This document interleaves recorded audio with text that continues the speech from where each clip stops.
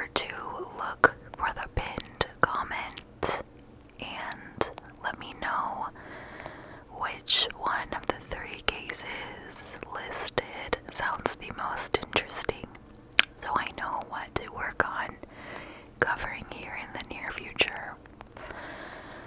And number 2, if you like this video or any of the other content that you have seen and listened to on this channel, I do humbly ask that you subscribe and like the video.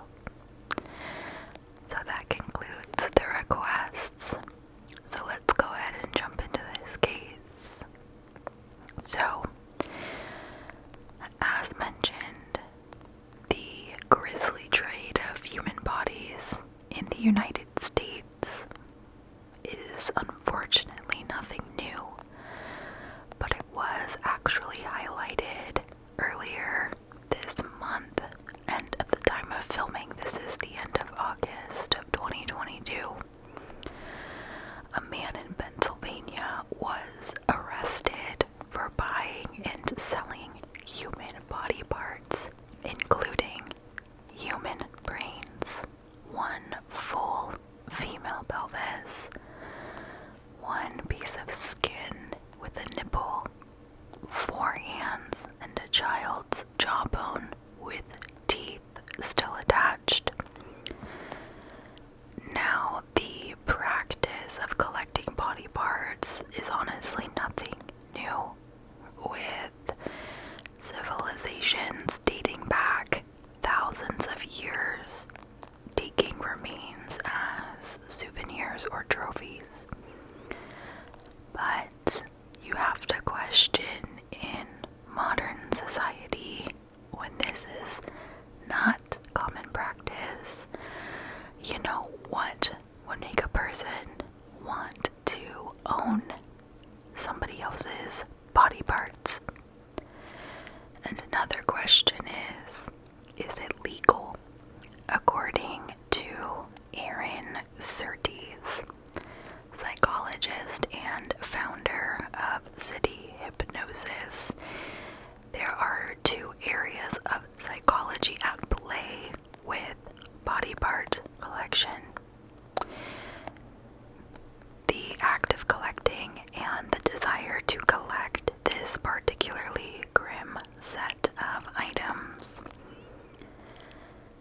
He was quoted saying, "Collecting things is essentially a survival technique, but when one becomes obsessed with collecting, it is the mind's way of taking charge and managing the world around it due to lack of parental love and affection or attention as a child. These subconscious feelings of abandonment makes them neurotic in needing to control everything around them in their adult life.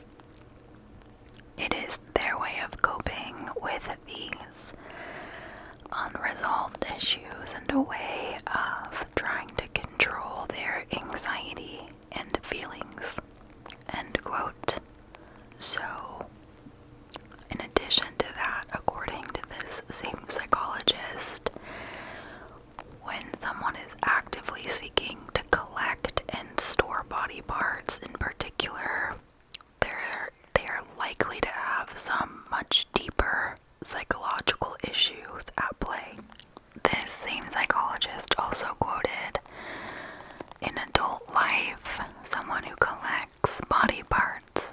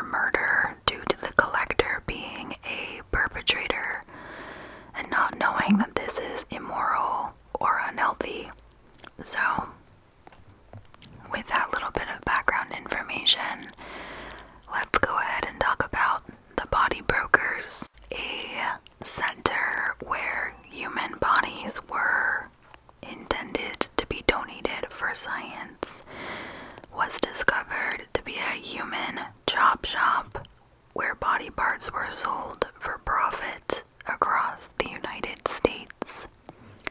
When Arizonian-born Jim Stauffer donated the body of his recently deceased mother, Doris, to the Biological Resource Center in Arizona, he had hoped that this donation would help progress biological understanding and science.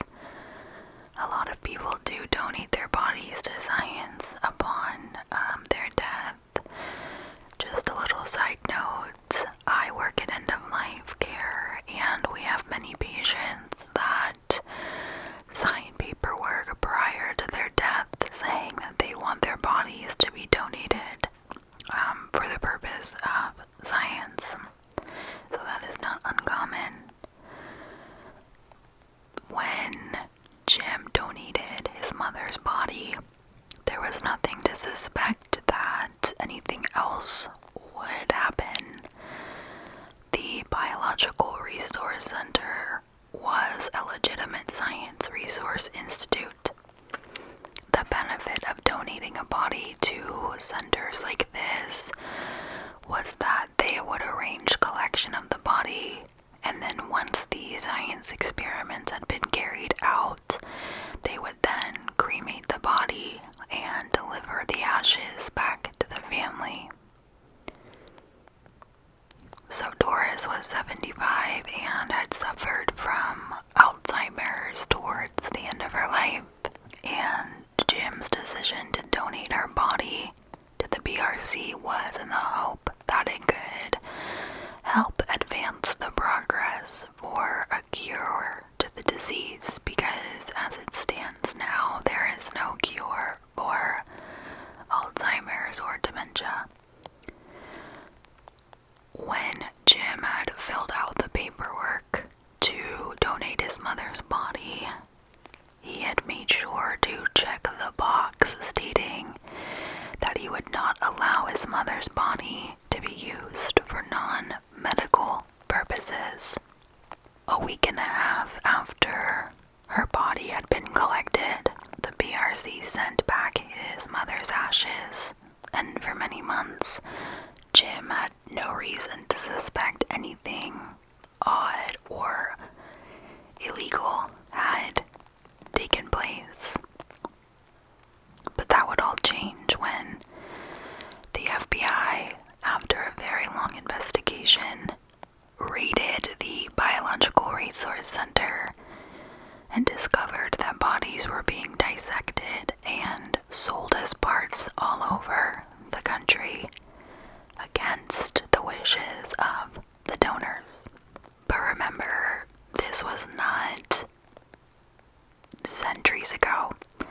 This wasn't a 19th century Victorian black market morgue or a grave robbing enterprise. This took place in Arizona in the United States less than 10 years ago, in 2014. And this investigation would lead to the discovery of a massive underground industry of body brokers. So leading up to this point, the FBI had been investigating various for-profit body donation businesses around the country, with 4 of them being in Arizona. A Detroit-based body broker was caught crossing the border into Canada with a bucket full of severed heads, later traced back to the Biological Resource Center in Arizona. Insiders were reporting that the donated bodies were not being used for scientific purposes and were being chopped up and sold as parts to the military and medical industries, along with being on the black market.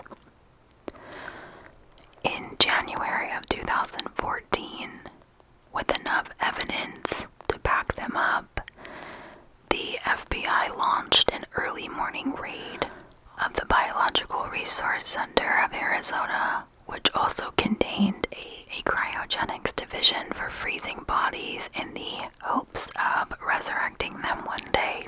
And what the FBI found inside that day was nothing less than disturbing. It was described by one agent as a butcher's shop with various unsettling scenes laid out in front of them. They found a cooler box full of penises and various body parts piled on top of one another throughout the entire building.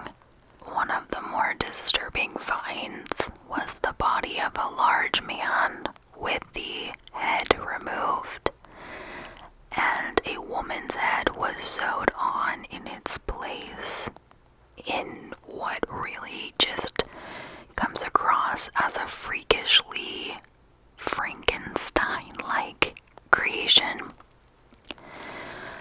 They also found various heads in a freezer with no tags or identification of any kind.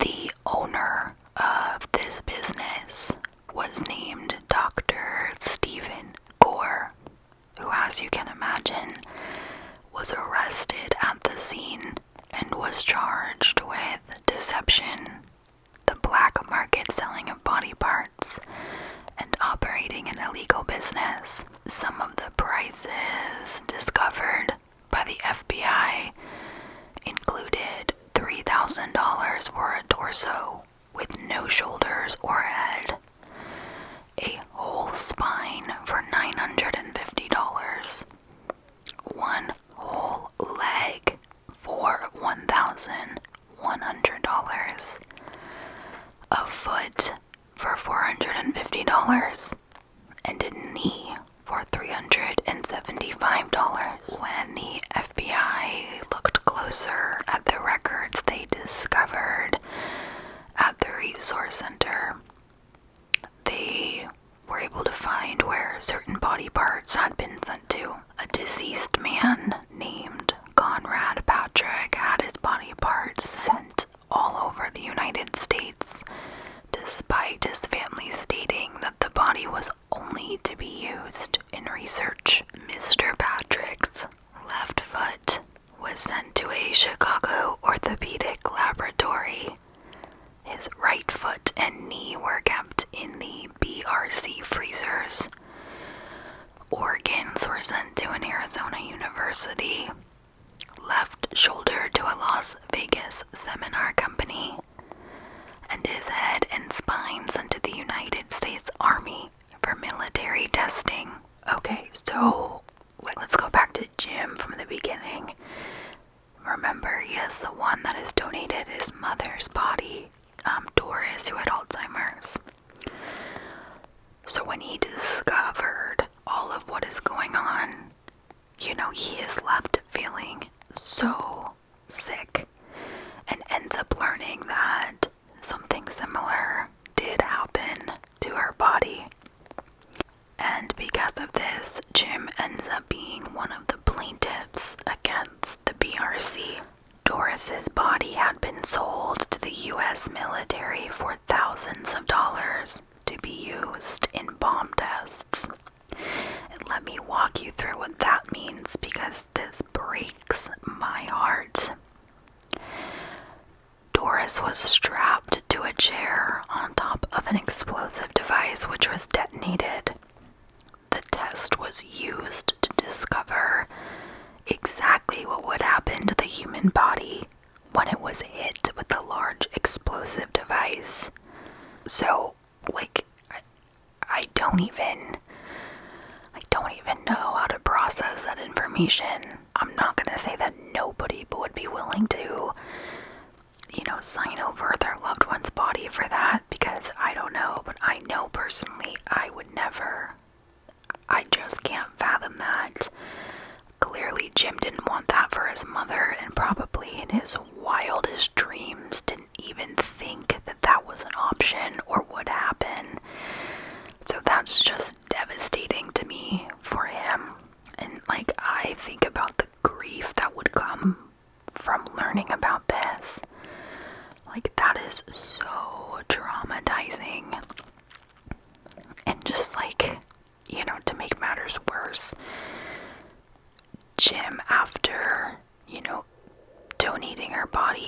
receiving ashes back, right? Which is why he never thought anything was wrong.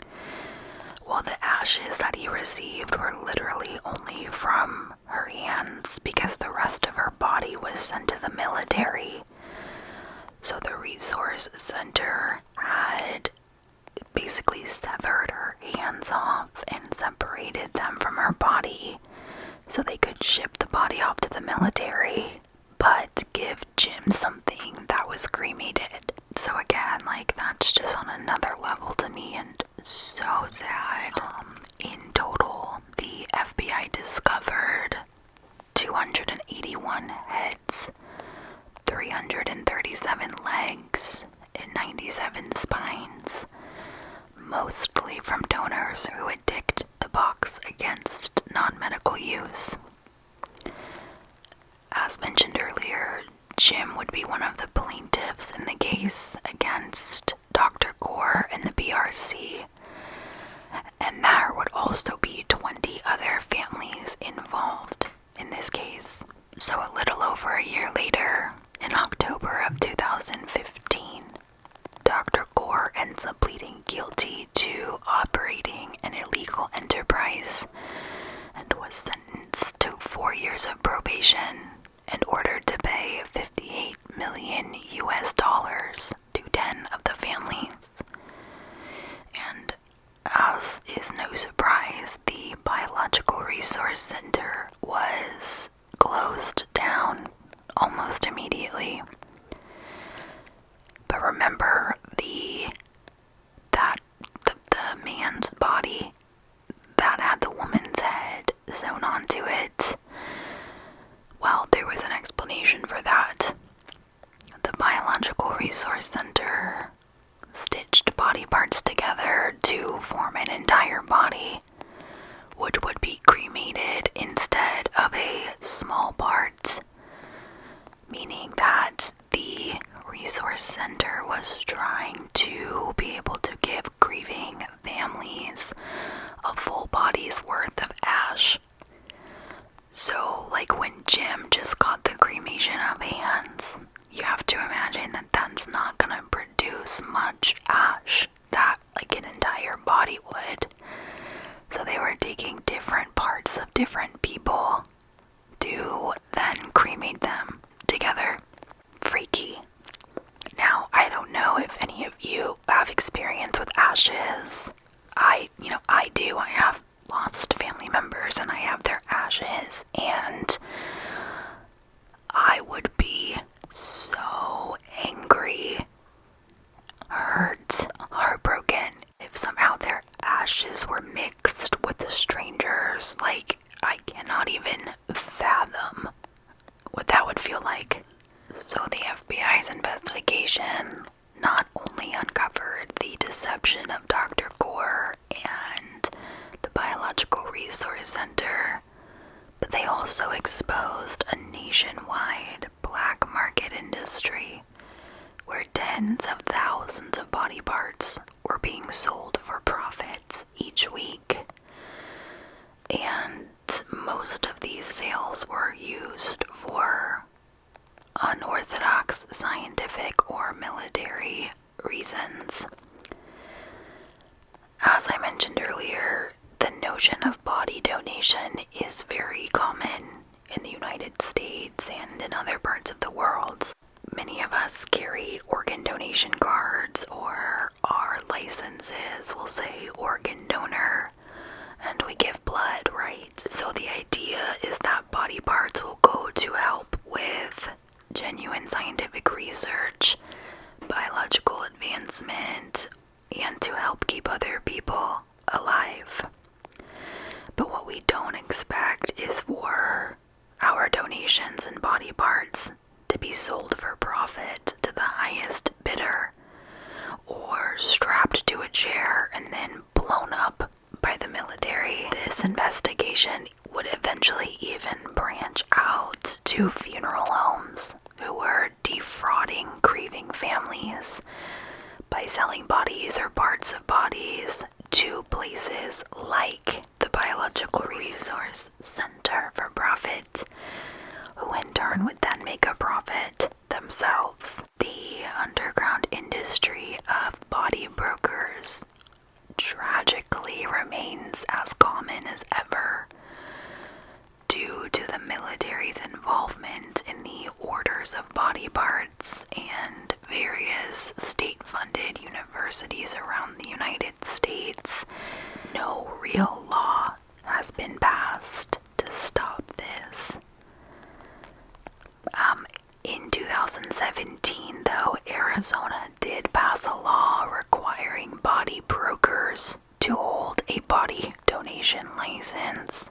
However, even though the law was technically passed, it was never officially implemented by the Arizona state government, and body brokers are free to work unlicensed throughout the state. Now, to answer the question of what part of this is criminal, it is not illegal to sell body parts for research, but it is illegal to sell infected body parts and to purposefully deceive families about how the bodies of their loved ones are being used. As mentioned, body donation for profit businesses remain active across the United States, and with many people unable to pay for funeral costs, the lure of donating a body for science remains an option that many people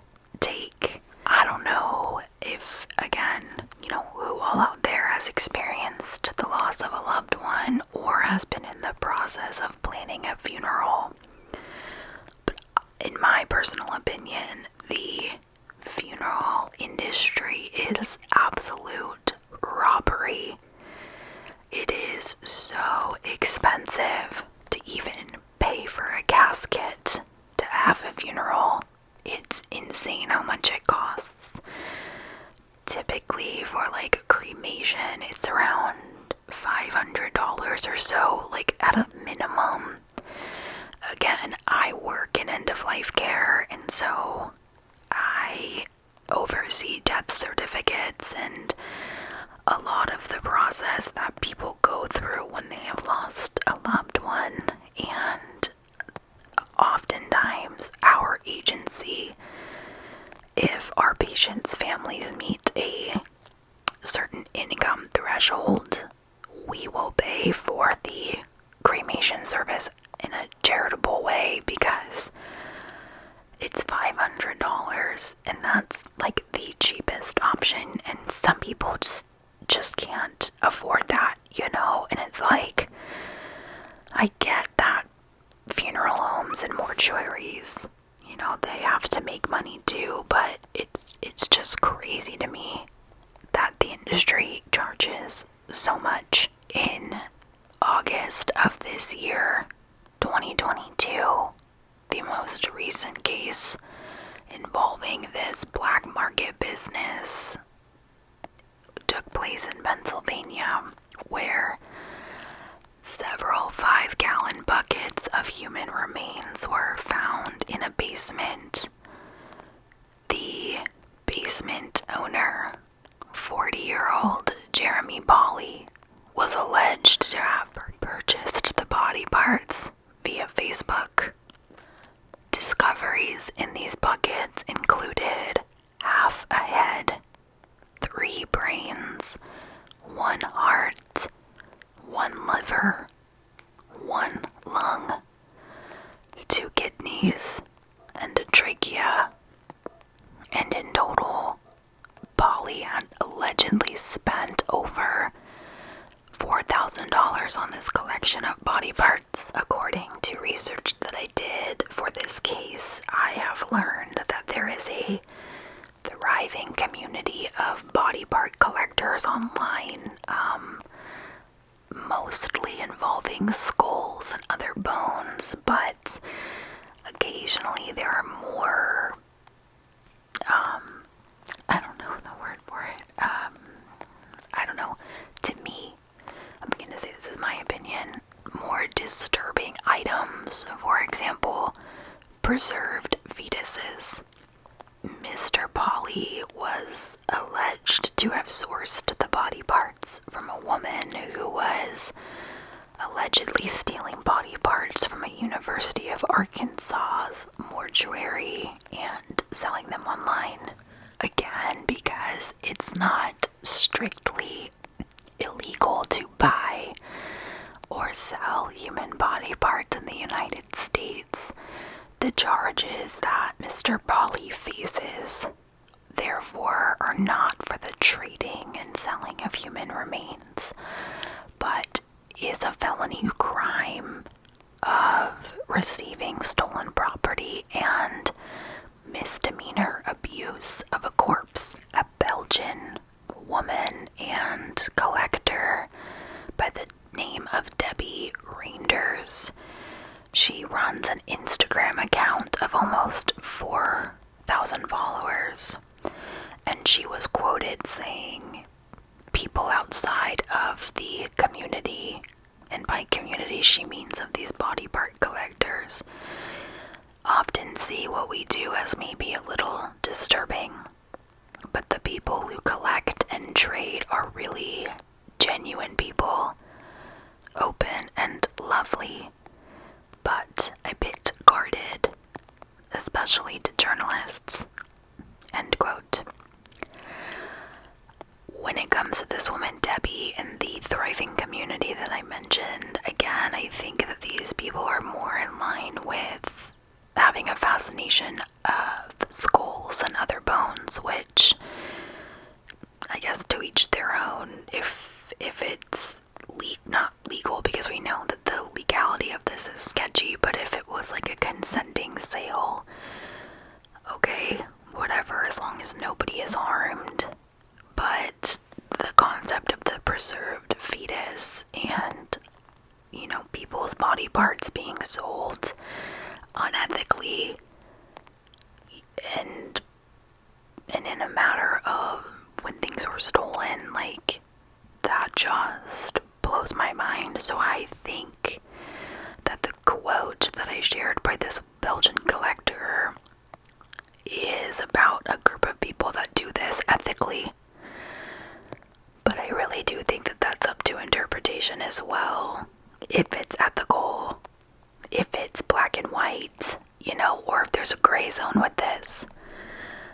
I am very much interested to hear if you think that this is just a black and white topic, if it's either ethical or it's not, or if there are cases where it is ethical.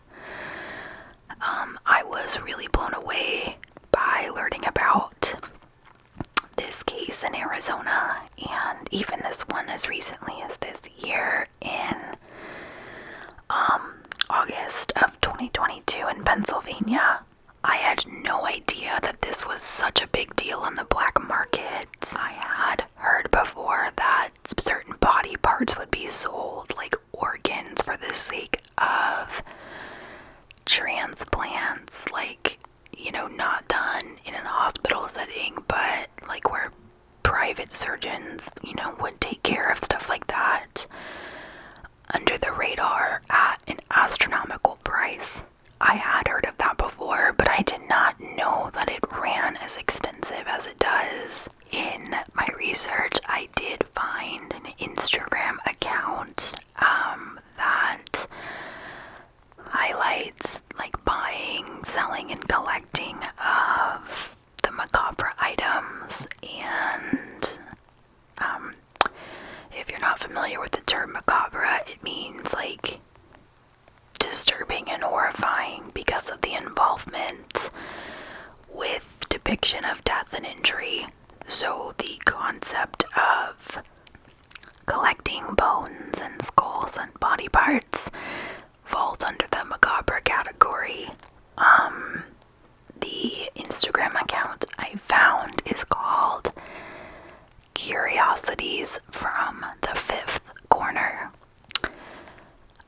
There are just shy of 60,000 followers of this Instagram account. It looks like they do auctions on their page. I am going to list the Instagram link and their website in the event that you're interested in looking at it. Now makes me cringe, to be honest with you. Like, from the photos I saw, it's really just a lot of skulls and bones. Like you would think of like Halloween decor, like that's what it looks like. Although it appears that these are real skulls. And it is up for auction, I guess. So, all very interesting stuff. If you ask me, it is not my cup of tea by any means, but it sounds like there's quite a community of people that are interested in collecting bones. So with that said, that concludes our case for this video, but please, please, please let me know your thoughts. Please let me know, based on the pinned comment, what case you would like to hear in the upcoming weeks. This was one of the one that was highly requested and highly voted for in a previous video, so I want to make sure I cover those cases. Thank you for joining